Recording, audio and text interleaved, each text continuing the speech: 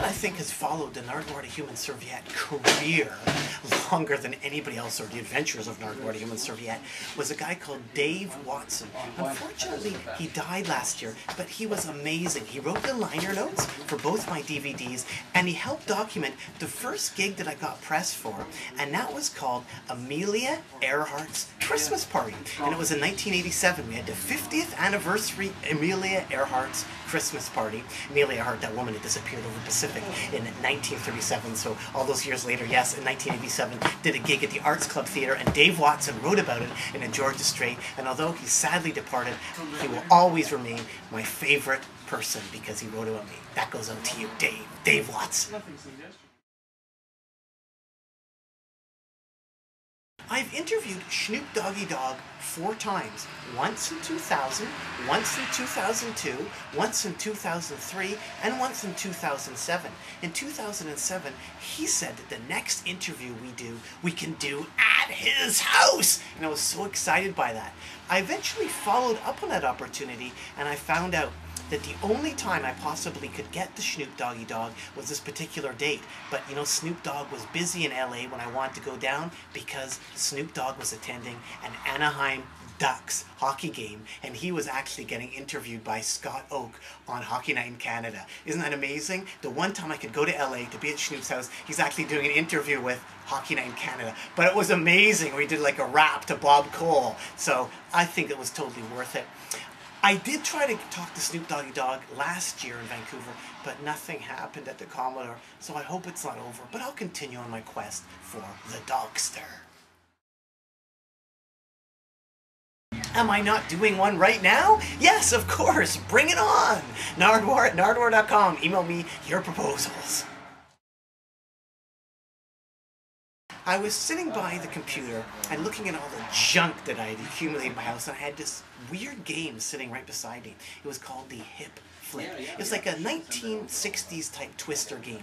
Basically what it is you put this bar in between 2 people, and there's a flipper in the middle, and you have to flip the flipper. It's like a weird sort of demented game of twister. And I thought, you know what, I'm going to go to a press conference, and I'm going to see if the Prime Minister of Canada will do the hip flip. Well, believe it or not, I approached Prime Minister Paul Martin, and he actually did the hip flip.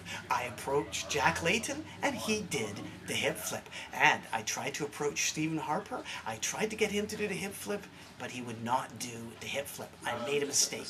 What I should have done is, I shouldn't have said, do you want to do the hip flip? I should have asked some questions and then got in with hip flip, but I wasn't totally thinking at that time. So you ask, who would I like to get to do the hip flip? I would like Stephen Harper. I would like a chance to be able to ask him to do the hip flip. I did try again when he came back for another election. There's tons of elections in Canada. And I did ask him, hello, Mr. Harper, would you like to do the hip flip? I didn't even get close. I was kicked out of the press conference. Same thing happened with Stéphane Dion. He was in Vancouver just recently. I tried to get him to do the hip flip. In fact, it was at a big public forum at UBC. All these people were chanting, hip flip, hip flip, hip flip, but they would not let me do the hip flip with Stéphane Dion. Look what happened to him. So to answer your question, I would like to try again to see if Stephen Harper would do the hip flip. I tried over and over and over again for Neil Young. In fact, I've even come face to face with him a couple times, but nothing really will happen. I tried for Bill Clinton, but I got kicked out of the Clinton-Yeltsin summit. And I also tried for Kurt Cobain, and I did get the interview. That was my wish list. It was going to be Neil Young, Bill Clinton, and Kurt Cobain. Maybe just as well I haven't got those other people, because if I had, it would be time to quit. Well, here we are at Neptune Records. It would be pretty easy to spend that $100 on some of those amazing records that we have been posing with. And thank you very much, Vancouver was awesome for doing that. I've been really into fanzines too, Ugly Things fanzine. In fact, cut for a moment and I'll show you the fanzine.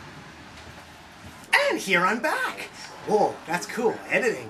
With Ugly Things fanzine, one of the great fanzines here available at Neptune Records.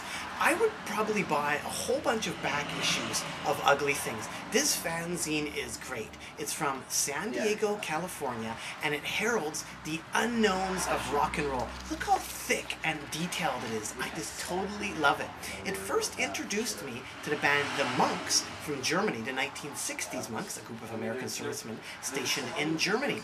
They had a great song called Higglei Pigglei, Higglei Pigglei, which of course the Evaporators covered. I would have never known about the Monks had not it been for Ugly Things fanzine. Plus, I've rediscovered all sorts of different bands through Ugly Things fanzine. So I'd probably buy all the Ugly Things fanzines. They're available here at Neptune. There's also tons of posters and whatnot here. So it would be pretty easy to spend it just on a whole bunch of junk.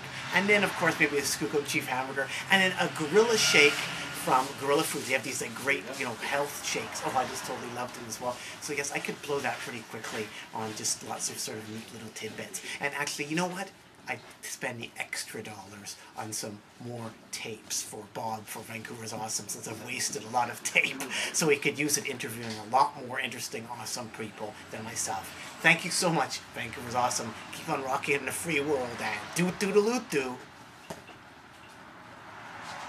Doot doot.